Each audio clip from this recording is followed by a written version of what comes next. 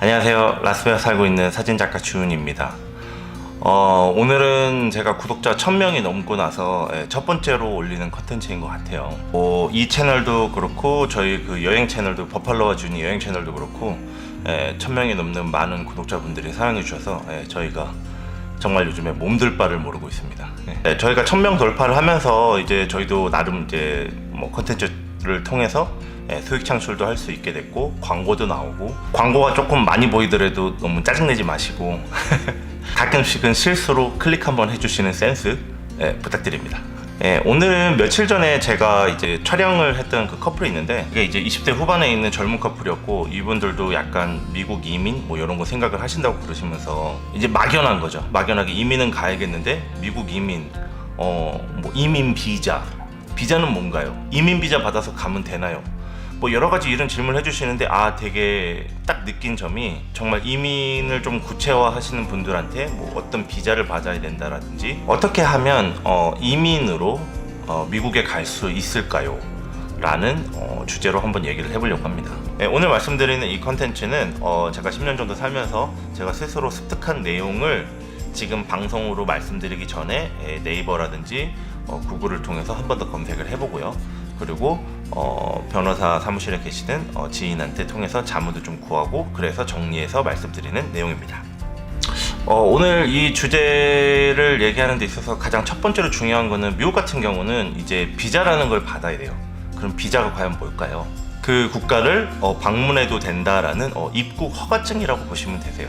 그래서 미국을 오시려면 일단 비자가 필요한데, 여기서 첫 번째로 아셔야 될 게, 이제 많이 궁금해하시는 게 이거예요. 이제 이민 비자, 비이민 비자. 이제 우리가 알고 있는 거의 대부분의 모든 비자들 있잖아요. 뭐 관광 비자라든지, 뭐 유학 비자라든지, 일단 이런 모든 비자들은 비이민, 이민을 하지 않겠다, 약간 이런 비자예요. 그러니까 우리가 알고 있는 이민 비자라는 말은 실질적으로는 이민 비자라기보다는 영주권 수속 내지는 뭐 투자 이민, 약간 요런 쪽이 이민 비자라고 보시면 되세요. 이 비이민 비자에는 종류가 뭐 45가지인가? 정말 많은 종류의 비자가 있어요. 근데 이걸 제가 오늘 다 뭐 다루거나 이러진 않을 거고요. 그럼 보통 우리가 이민 비자라고 말하는 거, 이게 이제 외국으로 가서 살겠다, 뭐 미국으로 가서 살겠다, 다른 나라도 아마 다 마찬가지일 건데, 미국 같은 경우는 이제 이 이민 비자라는 거를 받으셔야 되는데, 이 이민 비자를 말을 다시 바꿔서 말하면 영주권입니다.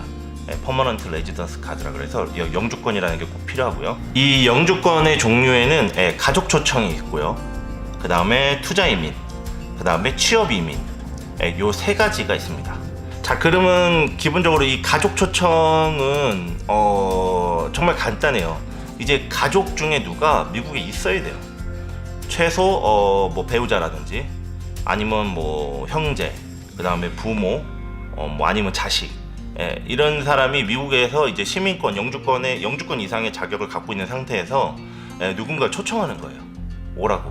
근데 이게 또 다 되는 게 아니라, 그 형제 초청회 같은 경우에는 뭐 나이가 너무 많으면 안 되고 여러 가지 조건이 있더라고요. 요거는 제가 그 전문가가 아니라서 자세한 내용들은 변호사님과 꼭 상의를 하시길 바라고, 요런 게 있다라는 것만 알고 계시면 되고, 보통 수석하는데 뭐 빠르게는 1년에서 뭐 10년이 넘게 걸리는 뭐 이런 진행까지 있다고 하더라고요. 그 다음으로는 취업 이민이에요. 취업 이민인데, 예술가라든지 정말 뭐 과학자인데 완전 스페셜리스트, 정말 필요한 사람이에요. 그런 사람들이 이제 신청하는 게 이 EB1이라고 들었고요. 요게 이제 순위로 따지면 1순위인 겁니다. 그 2순위 같은 경우는 고학력자, 여기서 뭐 대학원 이상의 학력을 갖고 있고 정말 어떤 한쪽으로다가 계속 공부를 많이 하셨고, 이런 분들이 이제 EB2를 신청을 하실 수 있고요. EB3는 약간 비숙련자, 좀 학력이 조금 뭐 떨어지더라도, 뭐 꼭 굳이 학력이 아니더라도 어떤 한쪽에서 계속 뭐 일을 뭐 했었다라든지, 뭐 많이 일을 안 했었더라도 비숙련자까지도 다 모두 신청할 수 있는 이 비자예요. 이건 말 그대로 그러니까 스폰서가 있어야 되는 거죠. 어떤 회사라든지 어떤 기업에서 이 사람이 약간 뭐 꼭 숙련되지 않은 사람이지만 내가 데려다 이 사람을 꼭 쓰겠다, 이 사람이 우리한테 꼭 필요한 사람이다, 약간 이런 거를 스폰을 해줘서 받는 게 바로 이 비숙련 3순위라고 보시면 되세요. 그 외에는 이제 많이들 또 알고 계시는 이제 투자 이민이라는 게 있잖아요. 이제 우리가 대부분 얘기하는 막 그 소액 투자 뭐 E2라 그러죠. E2 비자. 이거는 비이민 비자예요. 이거는 이 지금 제가 말씀드리는 이 투자이민이랑은 좀 다른 거고요. E2 같은 경우는 이제 소액 투자니까 이건 나중에 제가 말씀드릴 건데 이 투자이민은 100만 불이니까 그쵸 10억. 10억 이상의 돈을 직접 투자하시는 거예요. 그러니까 제가 10억을 갖고 미국에 들어와서 미국에다 10억짜리 뭐 프랜차이즈라든지 뭔가 비즈니스를 뭔가 직접 하시는 거죠. 운영을 하시고 10명 이상한테 풀타임으로 일자리를 제공을 하셔야 돼요. 이런 사람들한테 주어지는 투자이민 비자 첫 번째가 있고요. 이제 50만 불이죠. 5억 정도의 돈을 갖고 어떤 큰 기업에서 뭔가 진행하는 뭐 이런 이것도 약간 여러 가지가 있더라고요. 그러니까 그런 데다가 직접 돈을 이제 투자를 하시고 그쪽에서 그 비즈니스가 성장하는 거를 보고 약간 뭐 이런 식으로 해서 받는 비자인 것 같아요.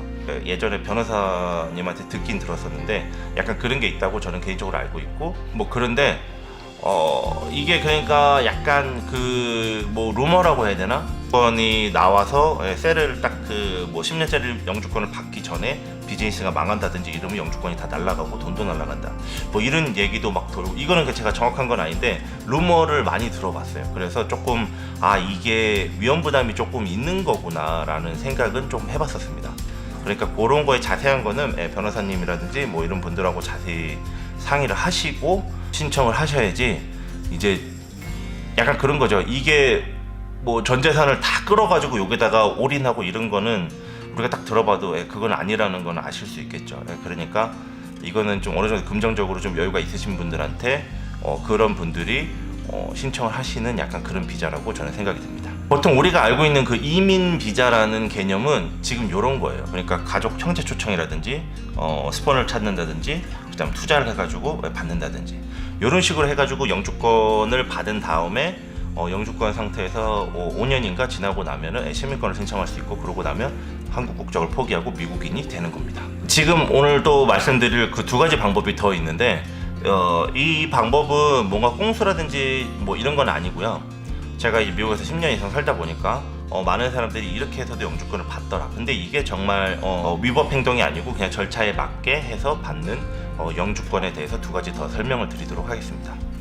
일단 첫 번째는 학생 때부터 미국에서 공부를 해서 단계적으로 공부를 다 해서 대학교까지 다 마치고 그 다음에 뭐 대학원까지 다 마친 다음에 그 학교를 마칠 때마다 그 인턴을 할 수 있는 합법적으로 일할 수 있는 자격이 1년에서 2년 정도 주어져요.